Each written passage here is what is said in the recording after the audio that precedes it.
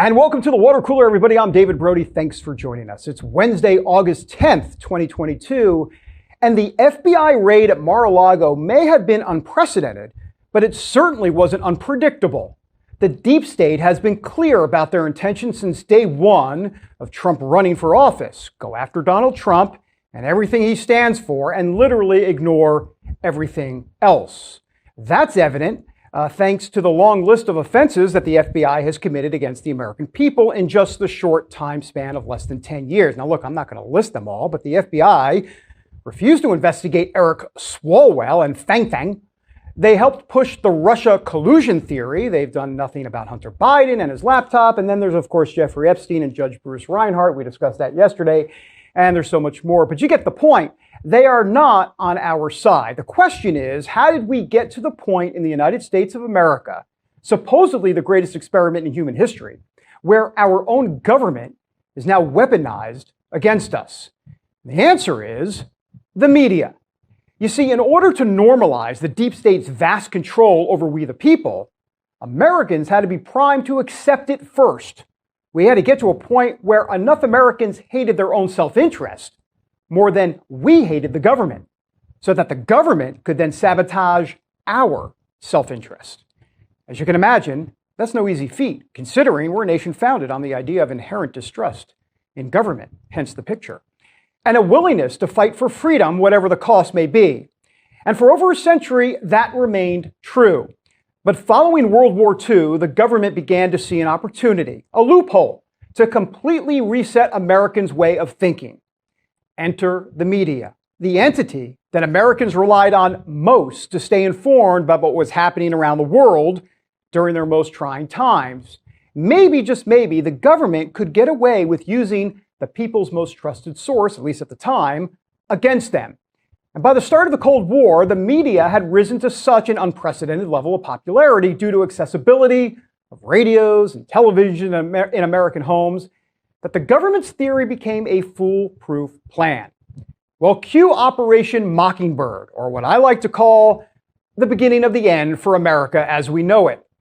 According to the Helsinki Times, which ironically summarizes it better than most American outlets, quote, during the Cold War, the U.S. Central Intelligence Agency launched its Operation Mockingbird, which aimed to collect intelligence by bribing journalists and institutions around the world and affecting public opinion by manipulating news media.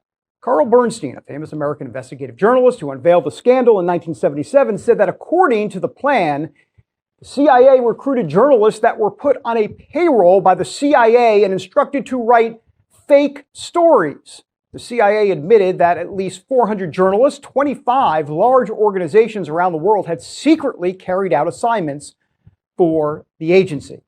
But even before 1977 rolled around and the entire story was unveiled, the Senate created something called the Church Committee, January 1975, to investigate the deep state abuses. Now, the CIA director at the time was a man named William Colby. Here's what he said at that Church Committee hearing. Do you have any people being paid by the CIA who are contributing to a major circulation American journal? We do have people who submit pieces to American journals. Do you have any people paid by the CIA who are working for television networks? This, I think, gets into the kind of getting into the details, Mr. Chairman, that I'd like to get into in executive session. Do you have any people being paid by the CIA who are contributing to the national news services, AP and UPI? Well, again, I think we're getting into the kind of detail, Mr. Chairman, that I'd prefer to handle in executive session. So essentially, he can neither confirm nor deny, but obviously the covert operation could not stay covert for long. The problem is the plan may have been exposed, but the precedent was already established. The new American news media had become nothing more than a lapdog for the deep state. And obviously that has stuck. Remember how the press acted around George W. Bush, the man who was responsible for keeping our nation in what became a 20-year war? Well, he's still invited on mainstream comedy shows. Now, an artist with a new book of paintings and stories called Out of Many One, Portraits of America's Immigrants. Please welcome President George W. Bush. Hello, Mr. President. Jimmy, thank you. It's good to see you. Thanks for joining us. Boy, Sounds like you got a bunch of drunks there. Yeah, that's the least of it. I was hoping that you would be able to come out to see you in person and celebrate 420 together the night before the show. How you doing? How's everything going? You're in your office right now? Yeah, right here in Dallas. Thank you. Everything's great, Jimmy, and thank you for having me on the show. It's I'm sorry I'm not there as well. Last time I was there, I had a blast. I had so much fun with you last time. I think we had almost too much fun because I had so many questions that I didn't get to. Anyhow, nothing to see here, just a man responsible for a nation-building experiment and war that never ended, and thousands of deaths occurred on his watch and others. And of course, he's now embraced as America's sweetheart on late-night TV. And of course, we all know how they fawned over Obama and now, of course, Biden. But what about this guy, the one who refused to go along with the deep state's plan? Well, if you don't mind, Mr. President, that this caravan was an invasion. As you know, Mr. President, I consider it to be an invasion. As you know, Mr. President, the caravan was not an invasion. It's a group of migrants moving up from Central America towards the border with the U.S. Thank you for telling me that. And why did you characterize it as such? Because I consider it an invasion. You and I have a difference of opinion. But do you think that you demonized immigrants in Not this at all. election No, not to at try all. to keep I want them to come into the country, but they have to come in legally. You know, they have to come in, Jim, through a process. I want it to be a process, and I want people to come in, and we need the people. Wait.